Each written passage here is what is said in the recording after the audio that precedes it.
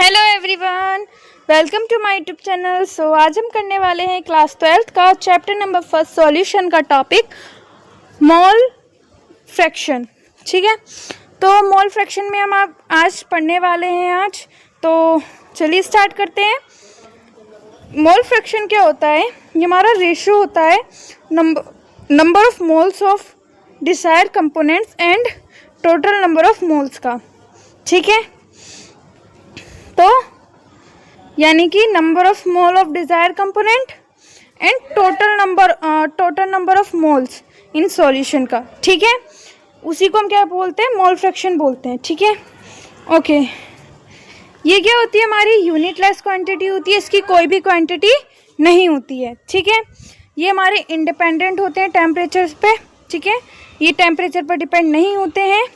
ठीक है, चलिए अब इसका क्वेश्चन देखते हैं कि क्वेश्चन कैसे आते हैं। तो अगर हमारे पास लिखा है 13% बाय मास, तो इसका क्या मतलब है? इसका मतलब है कि 100 ग्राम सॉल्यूशन कंटेन 30 ग्राम सॉल्यूट। यही तो मतलब है इसका। तो कैसे लिखेंगे? 100 ग्राम सॉल्यूशन कंटेन 30 ग्राम सॉल्यूट। ठीक है, अब एक क्वेश्चन देखते हैं। क्वेश्चन क्या कहता है कि हमारे पास 20% बाय मास NaOH दे रखा है। ठीक है, तो इसको सॉल्व करते हैं। यानी कि इसका क्या मतलब है? यानी कि 100 ग्राम सोल्यूशन कंटेन 20 ग्राम NaOH। ठीक है, तो हमें क्या निकालना है? हमें ये सारी चीज़ें निकालनी है। ठीक है, mole of component A, mole of component B, है ना। तो ये निकालने के लिए क्या करेंगे? हम करेंगे मोल ऑफ कंपोनेंट B निकालेंगे। तो हमारा टोटल कितने? 100 सॉल्यूशन। इसमें से हम 20 माइनस कर देंगे तो 80 हमारा क्या आ जाएगा? B आ जाएगा। ठीक है, ठीक है, बी आ जाएगा। ऐसे हम अगर मोल ऑफ कंपोनेंट ए निकालेंगे तो ए कैसे निकालेंगे? देखिए, हम मोल ऑफ कंपोनेंट बी अभी हम सिर्फ ऐसे निकाला है। मोल ऑफ कंपोनेंट हम ए कैसे निकालेंगे? Given weight upon molar wait, given weight upon molar weight करके, है ना। तो गिवन वेट कितना है? यहाँ पे 20 हमारा क्या है? मोलर वेट है। गिवन वेट हमारा 40 NaOH का। इसको डिवाइड कर देंगे 1/2 आ जाएगा। ठीक है, अगर हम मोल ऑफ कंपोनेंट बी का निकालेंगे, मोल ऑफ कंपोनेंट बी निकालेंगे तो उसे भी ऐसे निकालेंगे, molar given weight upon molar weight करके। गिवन वेट कितना है हमारे पास? 80, है ना। इसका हमने वेट निकाला है ना, तो गिवन वेट कितना है हमारे पास? 80। तो 80 पुट कर देंगे। और हमने हमारा वो क्या कहते हैं, मोलर वेट कितना होता है हमारा वाटर का? हमने वाटर में तो डिजोल्व किया, तो कितना होता है हमारा? 18। तो 80 डिवाइड बाय 18। तो इसको डिवाइड कर देंगे तो कितना आ जाएगा आंसर? हमारा आंसर 14/9। ठीक है, ओके। अब हम मोल फ्रैक्शन ऑफ NaOH का निकालेंगे। तो कैसे निकालेंगे? हमने देखा mole of component A divide by mole of component A plus mole of component B, है ना। ऐसी था। तो इसे निकालने के लिए क्या करेंगे? इसको सॉल्व करेंगे। ठीक है, सॉल्व करने के बाद हमारा कुछ आंसर आएगा। तो यहाँ पे क्या आएगा? हाफ का क्या होगा? 0.5। ठीक है, ये क्या होगा? 2 9 से 18, 9 1 से 9 एंड 2 42 से 80, है ना। ये आ जाएगा। अब इसको देखेंगे तो क्या हो जाएगा हमारा? 0.5 को खोल देंगे दोबारा तो क्या हो जाएगा? 1/2 डिवाइड बाय क्या होंगे? 8 डिवाइड बाय 18। चलिए एक क्वेश्चन देखते हैं इसके ऊपर। तो क्वेश्चन है हमारे पास 20% बाय मास NaOH। तो 20% बाय मास का क्या मतलब है? 100 ग्राम सोल्यूशन कंटेन 20 ग्राम NaOH, है ना।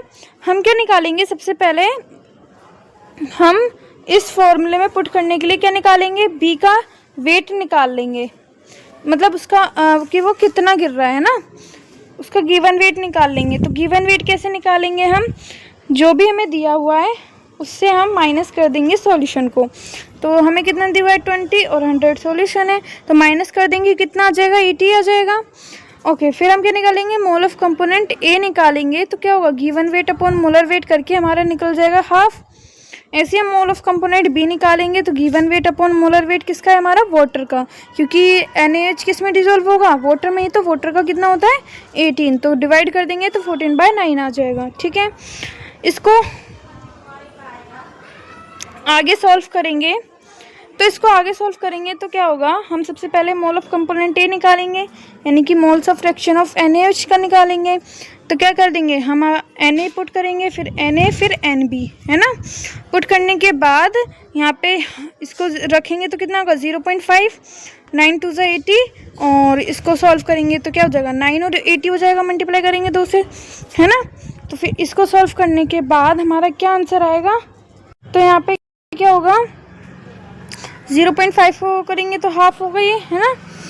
और यहाँ पे क्या होगा 18 आ जाएगा, 18 और 80 और 9 को प्लस कर देंगे तो 89 होगा, ये 89 है ना, सॉरी ये क्या है हमारा 89। ठीक है, तो क्या कर देंगे, जब हम इसको वो करेंगे, यानी कि इसको इसके साथ करेंगे और इसको इसके साथ, एक मिनट, हाँ, इसको इसके साथ और इसको इसके साथ कर देंगे, यानी कि क्या हो जाएगा 1 मल्टीप्लाई क्या हो जाएगा 18। ठीक है, इसको इसके साथ करेंगे 1 मल्टीप्लाई 18, 2 से 89 को मल्टीप्लाई कर देंगे तो कितना आ जाएगा 89 मल्टीप्लाई 2। फिर इसको सॉल्व करने के बाद हमारा आंसर आ जाएगा। ठीक है, क्या आंसर आएगा ये तुम खुद बताओगे, कमेंट करके इसको सॉल्व करो और बताओ इसका क्या आंसर आया है। ठीक है, ठीक है, अब हमें क्या निकालना है, कंपोनेंट बी का निकालना है ना। मोल फ्रैक्शन बी का तो निकालना है। अब बी का कैसे निकालेंगे, sum of mole of fraction of each term is equal to the unity, यानी कि हमारा जो सम ऑफ मोल फ्रैक्शन, यानी कि mole fraction A mole fraction B का sum of each term is equal to the unity, वो सब क्या बराबर होगा, हमारे एक के बराबर होगा। समझ गए, यानी कि जो हमारा यहाँ पे आंसर आएगा ना, इसको सॉल्व करने के बाद जो आंसर आएगा उसमें हम क्या कर देंगे 1 ऐड कर देंगे। समझ गए, 1 ऐड करने के बाद हमारा क्या आंसर आ जाएगा, इसमें पुट कर देंगे, यहाँ पे वैल्यू रखेंगे। ठीक है, फिर इसको इधर लेके जाएंगे तो यहाँ पे क्या होगा, हमारा आंसर आ जाएगा मोल फ्रैक्शन बी का। ठीक है, समझ गए, ये नोट करने वाली बात है। ठीक है, इसे याद रखिएगा। ओके, नेक्स्ट देखें, अगर समझ में आ गया हो तो लाइक करिएगा, अच्छी बात है। ठीक है, नेक्स्ट करते हैं। नेक्स्ट क्वेश्चन है हमारा, मोल fraction of NaOH in this solution is 0.21 mole solution, sorry, तो मोल फ्रैक्शन ऑफ NaOH है इन दिस सॉल्यूशन इज 0.2, यानी कि क्या मतलब है इसका, कि 1 mole solution contain 0.2 mole NaOH। Mole fraction of NaOH यानी कि 1 मोल सॉल्यूशन, 1 मोल सॉल्यूशन में हमारी 0.2 मोल NaOH है, इसका ये मतलब है। समझ में आया? ओके, तो जैसे कि हमने पहले देखा था, क्या देखा था कि हमारे क्या है, इनका सम यूनिटी के इक्वल है ना। तो 1 mole of solution contain 0.2 mole of NaOH, तो हम क्या कर देंगे, इसको इधर ले आएंगे, 1 में से माइनस कर देंगे 0.2, तो यहाँ पे क्या आएगा 0.8, यानी कि मोल ऑफ वाटर कितना निकलेगा, यानी कि दूसरा वाटर है ना, जैसे मान लीजिए हमारे पास क्या है NaOH है, ठीक है, और प्लस वाटर, तो ये क्या है हमारा A, ये हमारा B है। ठीक है, तो कितना हुआ मोल ऑफ वाटर 0.8, कितना हुआ 0.8। समझ में आया? ओके, ऑल राइट, नेक्स्ट देखते हैं। Calculate the mole fraction of each component in 20% aqua solution of sugar. Aqua solution of sugar मतलब कि हमारे ये वाटर और जो हमारा शुगर है वो मिक्स हुआ है, यानी कि एक्वा सोल्यूशन है। ठीक है,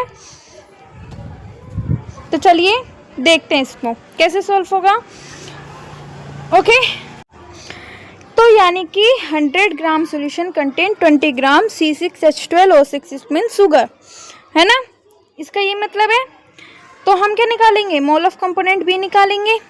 कैसे निकालेंगे, 100 में से 20 माइनस कर देंगे तो इतना आ जाएगा। फिर मोल ऑफ कंपोनेंट हम ए निकालेंगे, तो ए निकालने के लिए गिवन वेट कितना है 20, मोलर वेट 180 होता है, तो इसको डिवाइड करेंगे तो 1/9 आ जाएगा। ऐसे मोल कंपोनेंट ऑफ बी निकालेंगे, गिवन वेट 80 है और मोलर वेट 18 है, तो इसको सॉल्व करेंगे तो हमारा 40 डिवाइड बाय 9 आ जाएगा। ऑलराइट, हम निकालेंगे मोल फ्रैक्शन ऑफ कंपोनेंट ए। तो क्या करेंगे, Na, फॉर्मूला क्या है हमारे पास, फॉर्मूला पहले एक बार लिख के बताओ, कमेंट करो कि फॉर्मूला क्या आता है इसका मोल फ्रैक्शन का। तो क्या हो जाएगा, यहाँ पे पुट कर देंगे अपने फॉर्मूले में Na और Nb, है ना। तो इसको सॉल्व करेंगे, सॉल्व करने के बाद इसका आंसर आ जाएगा 0.024। क्या आंसर आ जाएगा, 0.024। ठीक है, ओके। अगर हम mole fraction of component B का निकालेंगे तो क्या करेंगे, 1 से माइनस कर देंगे तो कितना आ जाएगा 0.97। ठीक है, आई होप आपको समझ में आया होगा कि मोल फ्रैक्शन कैसे फाइंड आउट करते हैं। ठीक है, ओके। सो ये क्वेश्चन है हमारी पिछली क्लास का कि मोलैरिटी का। हमने पिछली क्लास में ये क्वेश्चन करा हुआ है, समझा हुआ है। ठीक है, मतलब क्वेश्चन नहीं समझे, इसका कॉन्सेप्ट तो समझा है ना। तो ये क्वेश्चन आप खुद करिएगा, ठीक है, पॉज करके खुद करने की कोशिश कीजिए पहले, ओके, फिर मैं बताऊंगी। जब तक खुद कोशिश नहीं करोगे तो कैसे आएगा, है ना। तो खुद भी कोशिश करो। तो चलिए स्टार्ट करते हैं। तो कैलकुलेट मोलैरिटी ऑफ सॉल्यूशन, तो इसकी मोलैरिटी क्या होगी, मोलैरिटी कैलकुलेट करेंगे। हमें क्या दिया हुआ है क्वेश्चन में, 8.65 ऑफ सोडियम कार्बोनेट। ठीक है, सोडियम कार्बोनेट दे रखा है हमें कितना, 8.65। मोलर मास दे रखा है हमें 10⁶ ग्राम या 1 मिनट, ओके। और प्रेजेंट इन कितना, 100 millilitre of solution. Calculate the molarity of solution if its mass density is इतनी, है ना। मास डेंसिटी भी दे रखी है हमें। और ये खुद बताओ क्या क्या गिवन है इस क्वेश्चन में, ये खुद बताओ, कमेंट करो। ठीक है, तो हम देखते हैं आगे कैसे सॉल्व करेंगे इस क्वेश्चन को। तो हमें मास डेंसिटी दे रखी है, mass upon volume. Mass density कैसे निकालते हैं, मास अपॉन वॉल्यूम। तो हम क्या करेंगे, यहाँ से मास निकालेंगे, तो यहाँ पे वॉल्यूम को नीचे रख देंगे और वॉल्यूम मिलीलीटर में, है ना, उसको लीटर में कन्वर्ट कर लेंगे सबसे पहले। तो यहाँ से 1000 से क्या कर देंगे, हम इसको डिवाइड कर देंगे और फिर यहाँ से क्या कर देंगे, इसको पॉइंट हटाएंगे, नीचे 0 आ जाएगी। इसको सॉल्व करेंगे तो मास हमारा इतना आ जाएगा, 101.816 आ जाएगा। ठीक है, फिर क्या आएगा, फिर हम सॉल्वेंट निकालेंगे, mass of solvent. Mass of solvent कैसे निकालेंगे, सॉल्यूशन में से सॉल्यूट को माइनस कर देना। तो सॉल्यूशन में से हमने सॉल्यूट को माइनस करके हमने क्या निकाल लिया, सॉल्वेंट निकाल लिया। फिर हम क्या निकालेंगे, एन निकालेंगे। ठीक है, एन निकालने के लिए क्या करना पड़ता है, given weight upon molar weight. तो given weight upon molar weight करके हमारा एन भी निकल गया। अब बताओ मोलैरिटी का क्या फॉर्मूला होता है, क्या फॉर्मूला होता है मोलैरिटी का। मोलैरिटी का फॉर्मूला कमेंट करो, ओके। तो हम सब चीज़ यहाँ पे पुट कर देंगे। पुट करने के बाद हमारा आंसर आ जाएगा, हमारी मोलैरिटी निकल जाएगी, ओके। तो यहाँ पे मोल फ्रैक्शन हमारा ख़त्म होता है। ठीक है, फिर आता है हमारा पार्ट पर मिलियन। पार्ट पर मिलियन क्या होता है, पीपीएम। इसको हम क्या बोलते हैं, पीपीएम भी बोलते हैं। ठीक है, तो use for very dilute solution, ये किसके लिए यूज़ किया जाता है, वेरी डाइल्यूट सॉल्यूशन के लिए। ठीक है, यहाँ पे वेट ऑफ सॉल्वेंट और वेट ऑफ सॉल्यूशन क्या होता है, इक्वली होता है, मतलब ज़्यादा अंतर नहीं होता, ज़्यादा फर्क नहीं होता इसमें। ठीक है, और ये क्या करता है, हमारी वाटर की हार्डनेस को मेज़र करता है।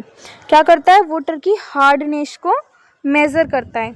ठीक है, पीपीएम का क्या फॉर्मूला होता है, हमारा वेट ऑफ सॉल्यूशन इनटू 10 की पावर 6। तो याद रखिएगा ppm का formula weight of solute divide by weight of solution. Okay, तो आज की क्लास इतनी ही। नेक्स्ट क्लास में हम नेक्स्ट टॉपिक लाएंगे। ओके, तब तक के लिए बाय बाय। और अगर आपको मेरे नोट्स चाहिए तो मैं लिंक डिस्क्रिप्शन में दे दूँगी, अगर आपको चाहिए तो कमेंट करिएगा, ठीक है। तो बाय बाय, थैंक यू।